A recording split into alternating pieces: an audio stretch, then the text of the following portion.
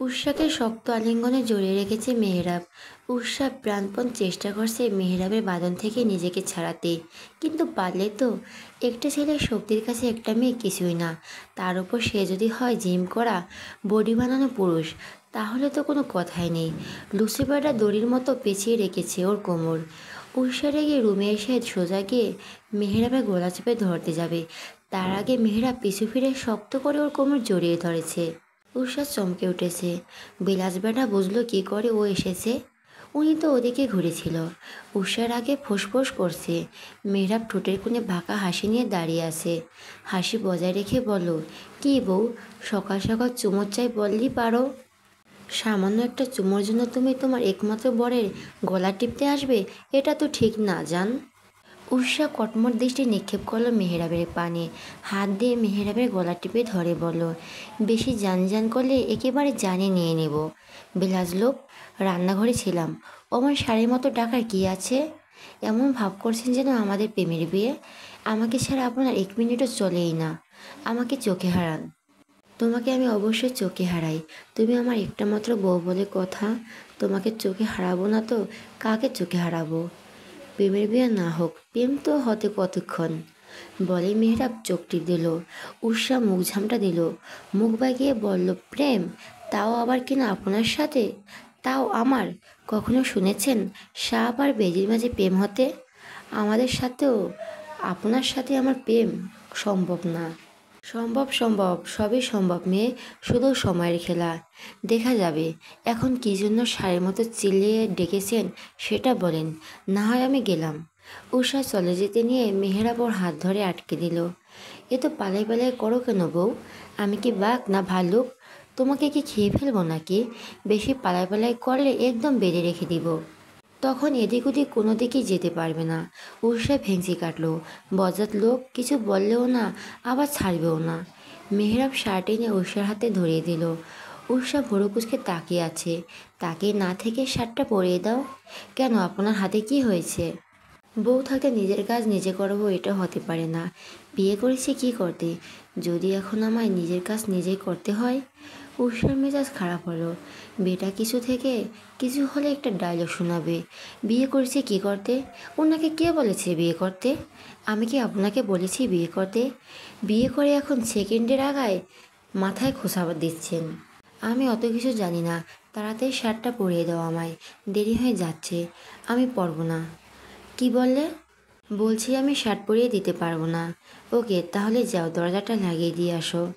উষা ঘাবড়ে গেল। মেহরাব এক পা করে ওর দিকে এগিয়ে আসছে।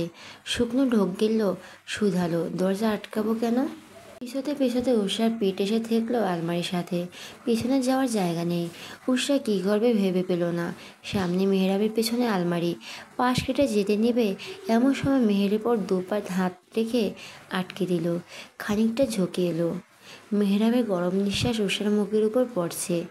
দুজনের মাঝে 1 ইঞ্চি সম পরিমাণ দূরত্ব। উষা বেচারি ভয়ে চোখ বুজে নিল।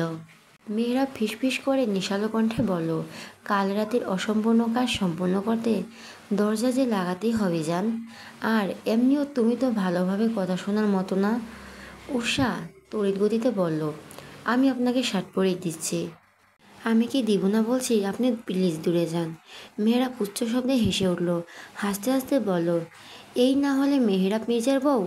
উষা বিড়বিড় করে বলল, মেহরাব মির্জার বউ না ছাই। একবার খালি ভাই নামক জল্লাদটাকে হাতের কাছে পাই, তাহলে ওকে আমি খুন করব। শয়তানটা হচ্ছে ইচ্ছে করে আমাকে দরজাল বন্ধুর গলায় ঝুলিয়েছে আমায়। মানুষের শাশুড়ি দরজাল হয়, আর এদিকে তো আমার আস্ত জামাইটাই দরজাল। উষা মনে মনে মেহরাবকে বকছে আর শার্টের বোতাম লাগাচ্ছে। মেহরাব ওর কাহিনী দেখে মিটমিট করে হাসছে। এমন তেরা বউকে কী করে সোজা করতে হয় মেহরাব মির্জা ভালো করেই জানে। বউ তার প্রেমে না পড়ে যাবে কই? প্রয়োজন পড়লে ধরে বেঁধে প্রেমে পড়াবে। শার্ট পরানো শেষে মেহরাব আয়নায় নিজেকে দেখছে। সেই সুযোগে উষা এক ছুটে বেরিয়ে এলো। সোজা নিচে এসে দম নিল। এক ছুটে আসায় হাঁপাচ্ছে বেচারি। পাশে এসে দাঁড়ালো রেনে। কাঁধে হালকা ধাক্কা দিয়ে বলল, এতক্ষণ ছাড়লো দেবর যে? হেব্বি প্রেম দেখি দুজনের। কতদিনের প্রেম তোমাদের? প্রেম না ছাই, এমন গুন্ডা মার্কা লোকের সাথে আবার প্রেম? তুমিও না ভাবি? এই আমার দেবর নামে মোটো উল্টাপাল্টা কিছু বলবে না। দেবর আমার হেব্বি রোমান্টিক। রোমান্টিক না হলে কি সকাল সকাল বইয়ের তলবে বাড়ি মাথায় তোলে? উষা বিড়বিড় করে বলল, রোমান্টিক না এক নম্বরে লুচি বেডা। কি বললে? কিছু না, চলো যেয়ে দেখি আন্টি একা একা কে করছে। কথা ঘুরিয়ে রিনিকে নিয়ে রান্নাঘরের দিকে পা বাড়ালো উষা। এখানে থাকা মোটেও সুবিধার না। দেখা যাবে কখন আবার এসে উদয় হবে, তখন ওকেই ঝামেলায় পড়তে হবে। দুপুরে খাওয়ার সময় হয়ে গেছে, সবাই টেবিলে এসে বসেছে। মেহেরাবের এখনও দেখা নেই। সেই যে বেরিয়েছে, কোথায় গেছে, কি করছে কেউ জানে না, কাউকে কিছু বলেও যায়নি। মিজান সাহেব রুষ্ট হলেন ছেলের উপর। ছেলের তার এক নম্বরে বাউলরেটের স্বভাবের। সারাদিন বাইরে বাইরে থাকে, তার দেখা পাওয়া যায় না বললেই চলে। এই যে এখন কোথায় আছে কেউ জানে না। টুস করে বিয়ে করে বউ এনেছে সে, খেয়াল কি তার আছে? একটা মেয়ে যে তার অপেক্ষায় বসে আছে সে খেয়াল থাকলে এখনও বাহিরে থাকতো না। সায়রা বেগমকে শুধালেন, তোমার গুণধর পুত্র কোথায়? আমি জানবো কিভাবে? আমায় বলে গেছে কি? ছেলেকে বলবে বাউন্ডেলের স্বভাব ছাড়তে। এখন বিয়ে করেছে, বউ এসেছে, এখন এসব চলবে না। সায়রা বেগম কাট জবাব, আপনার ছেলে আপনি বলেন, আপনাদের বাপ ছেলের দ্বন্দ্বে আমি নেই। মিজান সাহেব কথা বাড়ালেন না। উশিয়া খেতে চাইল না, বলল মেহেরাব আসলে খাবে। সাহেলা বেগম রিনি দুজন মিলে জোর করে খাওয়ালেন। বলল, মেহেরাবের আসার ঠিক ঠিকানা নেই, তুমি খেয়ে নাও। উষা রুমে বসে আছে, দুপুর গড়িয়ে বিকেল হয়ে এসেছে, এখনো মেহেরাবের আসার নাম নেই। মানুষটা কি খেয়েছে? গতকাল আসার সময় নিজের ফোনখানা আনেনি, বাবার খোঁজ নেবে সেটাও পারছে না। উষার মন খারাপ হলো, মুখ বেজার করে বসে রইল। এখন সময় ঘূর্ণিঝড়ের ন্যায় রুমে প্রবেশ করলো মেহেরাব। ঝটপট হাতের ঘড়ি খুলে ড্রেসিং টেবিলের উপর রেখে কাপড় নিয়ে শাওয়ার নিয়েতে ওয়াশরুমে ছুটল। ওয়াশরুমে যাওয়ার আগে বলে গেল, খাবার বাড়ো, আমি আসছি। উষা নিচে নেমে খাবার গরম করে প্লেটে ভালো। এর মাঝে মেহেরাব নিচে নেমে এলো, সোজা এসে খেতে বসে পড়লো। খাবারের ধরন দেখে মনে হচ্ছে বেচারা অনেক খিদে পেয়েছে। খাবার খেতে খেতে বলল, রেডি হয়ে নাও। উষা কপাল কুঁচিয়ে প্রশ্ন করলে, কেন? কোথায় যাব আমরা? হ্যাঁ, তোমাদের বাড়ি যাব, বাবা তোমাকে দেখতে চাচ্ছেন। উষার মন আনন্দে নেচে উঠল। উষায় তো কণ্ঠে শুধালো, সত্যি? হ্যাঁ। উষার ইচ্ছে করলো খুশির ঠালা মেহেরাবকে একটা ধন্যবাদ দিতে, পর মধ্যে ডিসিশন চেঞ্জ। এমন বজাক বেটাকেও কখনো ধন্যবাদ দিবেই না। উষা খুশি মনে রেডি হতে চলে গেল। উষা মিনিট পাঁচেকের মাঝে রেডি হতে নিচে নেমে এলো। উষায়িত কণ্ঠে বলে উঠল, চলুন। মেহরাব খাচ্ছিল, আচমকা কথায় খেতে খেতে বিষম খেলো। কাশতে কাশতে বেচারার অবস্থা কাহিল। উষা ঝটপট পানি এগিয়ে দিল, পিঠে হাত বুলিয়ে দিতে নিল। চিন্তিত স্বরে বলল, আস্তে ধীরে খাবেন তো? খাওয়ার সময় মন কোথায় থাকে? আমি আস্তে ধীরে খাচ্ছিলাম, তুমি তাড়াহুড়ো করছো। আমি আমি কখন তাড়াহুড়া করলাম? বলছি রেডি হতে, ট্রেন ছুটে যাচ্ছে না তো, এখন তাড়াহুড়া কিসের? আপনি বুঝবেন না। মেয়েরা বিড়বিড় করে বলো, আসলে আমি বুঝি কি করব। এখনও বেডি মানুষ মানেই জিলাপির পেঁয়াজ। উষা ওকে বিড়বিড় করতে দেখে বলল, কিছু বললেন? না, কিছু না, তুমি রুমে যাও, আমি খেয়ে আসছি, একটু রেস্ট নিয়ে অন্তঃপর বের হব। উষা বসে বসে ঘড়ির দিকে তাকাচ্ছে, একবার ঘড়ি তো আরেকবার দরজার দিকে তাকাচ্ছে। মেহরাব কখন আসবে? ও ওর বাবার কাছে যাবে। মেহরাব রুমে প্রবেশ করলো, উষাকে ঘড়ির দিকে তাকিয়ে থাকতে দেখে মাথায় দুষ্টু বুদ্ধি নাড়া দিল। মনে মনে ভাবলো উষাকে একটু খেপানো যাক। বিছানায় বসতে বসতে বলো, আজকে না গিয়ে কাল যাই, শরীরটা ভালো লাগছে না। উষার মন এক নিমিষে খারাপ হয়ে গেল। এতক্ষণে হাসি মাখা মুখখানায় ধার নেমে এলো। কোনো কথা না বলে ব্যালকনিতে চলে গেল। মেহেরাব অবাক হলো। ও ভেবেছিল উষা হয়তো এসে আবদার করবে, কানের সামনে ঘ্যান ঘ্যান করবে, কিন্তু হলো তার উল্টো। মেহেরাব এগিয়ে গেল ব্যালকনিতে, দেখলো উষা এক মনে আকাশের দিকে তাকিয়ে আছে। সজল মুখখানা শুকিয়ে গেছে। ধার পায়ে এগিয়ে যেয়ে পেছন থেকে আলিঙ্গন আবদ্ধ করে নিল। যাবে না? এখানে এসে দাঁড়িয়ে আছো যে? আপনি তো বললেন আপনার শরীর খারাপ করছে, আপনি যে রেস্ট নেন। মেহেরাব উষার মাথার চুমু এঁকে দিয়ে বলল, বোকা মেয়ে, আমি মজা করছিলাম, চলো। উষা ধুম করে কিলে বসিয়ে দিল মেহেরাবের বুকে। মেহেরাব ব্যথা পেয়েও শব্দ করলে না। বদলোক ইচ্ছে করে আমার শুধু খেপায়। আজকে বাবার বাড়ি গেলে আমি আর আসবই না, ওখানেই থেকে যাব। মেহেরাব কণ্ঠ অন্যরকম করে বলো, ও কথা মোটেও ভেবো না বউ। যেমন বগল দ্বারা করে নিয়ে যাব তেমনি নিয়ে আসবো। আসতে না চাইলে জোর করে নিয়ে আসবো। বউ ছাড়া থাকার ছেলে মেহেরাব মির্জা না, তাই সে কথা মাথায়ও এনো না। উষা গাল ফুলিয়ে গাড়িতে বসে আছে। বেচারি বলছিল বাবার বাড়ি যাবে, কিন্তু মেহেরাব ওকে অন্য রাস্তায় নিয়ে এসেছে। এটা ওদের বাড়ি যাওয়ার রাস্তাই নয়। তাহলে মেহেরাব ওকে নিয়ে কোথায় যাচ্ছে? উষা মুখখানা গম্ভীর করে জিজ্ঞেস করলো। এই রাস্তা দিয়ে আমরা কোথায় যাচ্ছি? এটা তো বাড়ির রাস্তা না। মেহেরাবের উত্তর, দেখতে থাকো। গাড়ি এসে থামলো একটা শপিং মলের সামনে। মেহেরাব গাড়ি পার করে উষার হাত নিজের হাতের মাঝে পুড়ে হাঁটা শুরু করলো। পুরো শপিং মল ঘুরে ঘুরে অনেক কিছু কিনছে, কিন্তু এত জিনিস কাদের জন্য কেনাকাটা করছে? তাহলে কি ওরা অন্য কোথাও যাবে? উষার কপালে ভাঁজ পড়লো। যাওয়ার কথা ওদের বাড়ি, কিন্তু উনি শপিং করছেন কেন? আমরা শপিং করতে এসেছি কেন? বোকা বউ। নতুন জামাই শ্বশুরবাড়ি গেলে তাদের জন্য গিফট নিয়ে যেতে হয়, আর এখন তো আমিও তাদের ছেলে। তাদের প্রতি আমারও তো কিছু দায়িত্ব কর্তব্য আছে নাকি? উষার মনে মেহেরাবের জন্য একরাশ ভালো লাগা কাজ করলো। লোকটা যতই গুন্ডা বদমাশ লুচু হোক, বিয়ের পরপরই কী সুন্দর ওর বাবা মাকে নিজের বাবা মা হিসাবে অ্যাকসেপ্ট করেছে। কত সুন্দর তাদের সাথে ভাবছে। ব্যাপারটা উষার কাছে ভালো লাগলো। প্রতিটি মেয়েই তো এমন বর চায় যে তার বাবা মাকে সম্মান করবে, আপন করে নিবে তাদের। মেহেরাব শপিং শেষে গাড়ি স্টার্ট দিল। মাঝে গাড়িটা থামিয়ে ফল মিষ্টি কিনতে ভুলল না। ফল মিষ্টি শপিং দিয়ে গাড়ি ভরপুর করে অন্তঃপর উষাদের বাড়ির দিকে এগোলো। এদিকে উষা বসে বসে মেহেরাবের কাণ্ড দেখছে। লোকটা কতটা পাগলামো করছে, ওকে কিছু জিজ্ঞেসও করছে না। মেহেরাব নিজের সাথে বেছে বেছে পেস্টটা নিচ্ছে। উষাদের বাড়ির সামনে গাড়ি থামিয়ে দুজন নেমে এলো। বেল বাজিয়ে দাঁড়িয়ে রইল দরজা খোলার অপেক্ষায়। কিছুক্ষণের মাঝে দরজা খুলে দিল উষার কাজিন। ওদের দেখে সবাইকে ডাকতে শুরু করলো। মেহেরাবের হাত ভর্তি জিনিসপত্র। উষার মা তনয়া বেগম মেহেরাবের হাতে এত কিছু দেখে ছুটে এলেন। ওর হাত থেকে জিনিসগুলো নিতে নিতে বললেন, কেমন আছেন বাবা? তোমার বাড়ির সবাই কেমন আছে? আসতে কষ্ট হয়নি তো? আলহামদুলিল্লাহ, সবাই ভালো আছে। না না, আমাদের আসতে কোনো কষ্ট হয়নি। বাবার কী অবস্থা? উনি এখন ভালো আছেন তো? এখন আগে থেকে অনেকটাই ভালো। এতে কিছু আনার কী দরকার ছিল? বাবা, আমি আবার বাবা মাকে দেখতে এসেছি। খালি হাতে কিভাবে আসি বলুন মা? তাই এই সামান্য জিনিস নিয়ে এলাম। এত কিছু কি তুমি সামান্য বলছো? সামান্য নয় তো কি? ছেলে হিসাবে আপনাদের জন্য আরও করতে পারলে ভালো হতো, আমি খুশি হতাম। তনয়া বেগম গর্বে বুক ফুলে উঠল। চোখে পানি আসতে নিলেও উনি নিজেকেই সামলে নিলেন। এর মাঝে তিয়াস এলো ড্রয়িং রুমে। মেহেরাবকে দেখে জিজ্ঞেস করলো, কখন এলি? এই তো সবে। গাড়িতে এখনো কিছু জিনিস রয়ে গেছে, কষ্ট করে নিয়ে আয় ভাই। ঠিক আছে, তুই যা, আমি আনছি।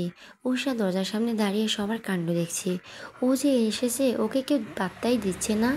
কি এক বদলোক সাথে করে এনেছে, তার খোঁজখবরই নিচ্ছে। সাথে যে তাদের মেয়েও আছে সে খেয়াল তাদের নেই। মেয়ে গোটা একটা দিন বাড়িতে ছিল না, সে খবর আছে কারো? না। উষা মনে মনে বলল, কি আজব কাণ্ড, আমি যে এসেছি সেটা কারো খেয়ালই নেই।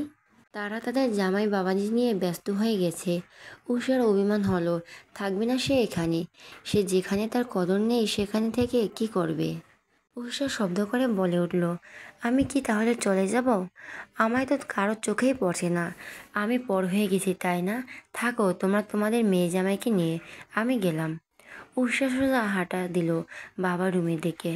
এতক্ষণ তনয়া বেগম মেয়ের দিকে খেয়াল পড়লো। শোধালো, কিরে মা, কেমন আছিস? উষা মুখ ভেঙচি কেটে বলল, এতক্ষণ যাকে মাথা তুলে নাচছিলে তাকেই নিয়ে থাকো। আমি কেমন আছি সে খবর দিয়ে তোমাদের কি? এতদিন শুনেছি মেয়ে বিয়ে হলে পর হয়ে যায়, আজ তা নিজ চোখে দেখে নিলাম।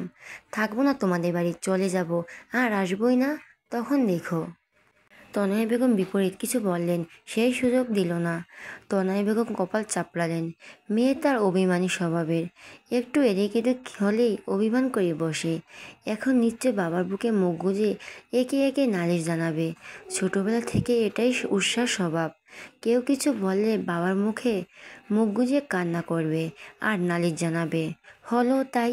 উৎসা সোজা বাবার রুমে যেয়ে ঢুকলো। উজ্জ্বল সাহেব বসে বসে বই পড়ছিলেন। উষা এক ছুটে যেয়ে বাবাকে জড়িয়ে ধরলো, মুখ গুঁজলো বাবার বুকে। গোটা একটা দিন পর বাবাকে পেয়ে আবেগে হয়ে পড়ল। কেমন আছো? তোমার শরীর এখন ঠিক আছে তো? ওষুধ খেয়েছো ঠিক মতো? উজ্জ্বল সাহেব মেয়ের আকুতি দেখে হাসছেন, মাথায় হাত বুলিয়ে দিতে লাগলেন।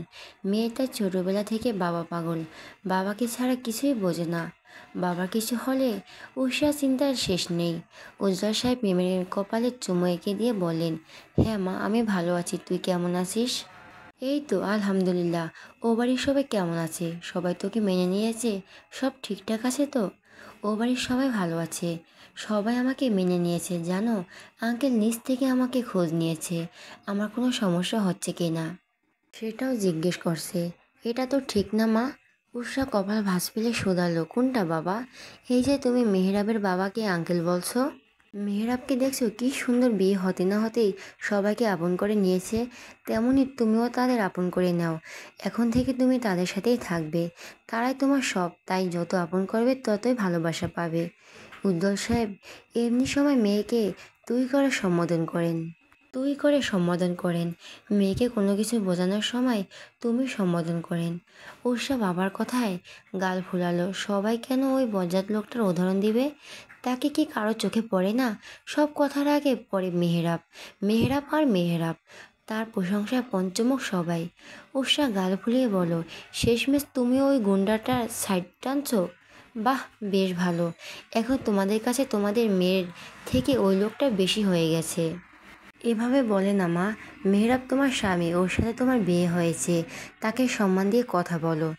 উষা মুখ ভেঙচি কাটলো, বিড়বিড় করে বলো, সম্মান না চাই, কষে দিব বেটাকে। অন্তঃপর হাঁটা দিল নিজের রুমের দিকে। উষাদের ছোটোখাটো ডুপ্লেক্স বাড়ি, বাড়িতে মানুষ মাত্র 4 জন। ওপরে উষা আর তিয়াসের রুম। নিজের রুমে এসে ধপাস করে বিছানায় শুয়ে পড়ল উষা। একদিনের ব্যবধানে মনে হচ্ছে কতগুলো দিন কেটে গেল। উষা মন খুলে শ্বাস নিল। নিজের রুমে শান্তি আলাদা। বিগত 10 বছর যাবৎ এই ঘর তার সঙ্গী। এই রুমে ওর কত আবেগ, ভালোবাসা জড়িয়ে আছে।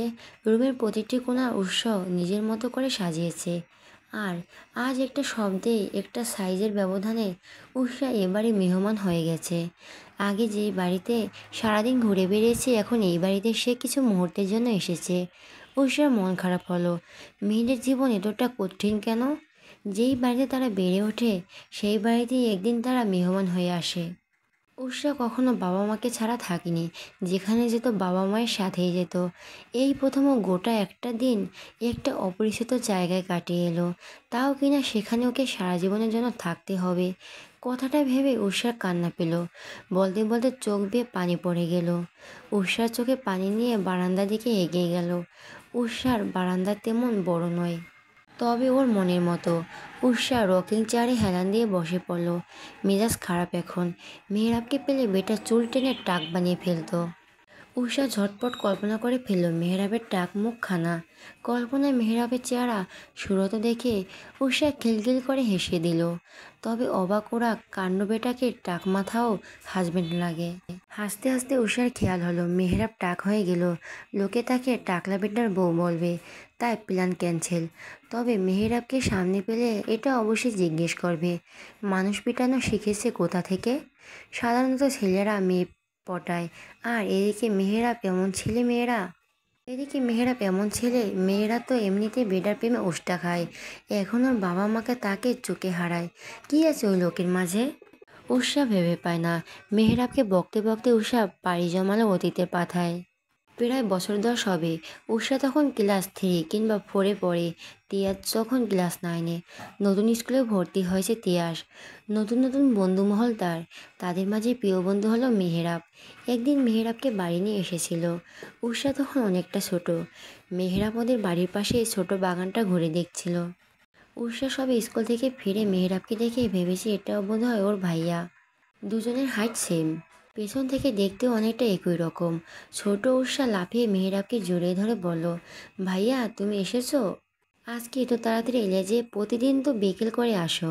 মেহেরাব পিছু ফিরে ধমক দিয়ে বলছিল, এই মেয়ে কে তুমি, যাকে তাকে জড়িয়ে ধরে ভাইয়া ভাইয়া করছো?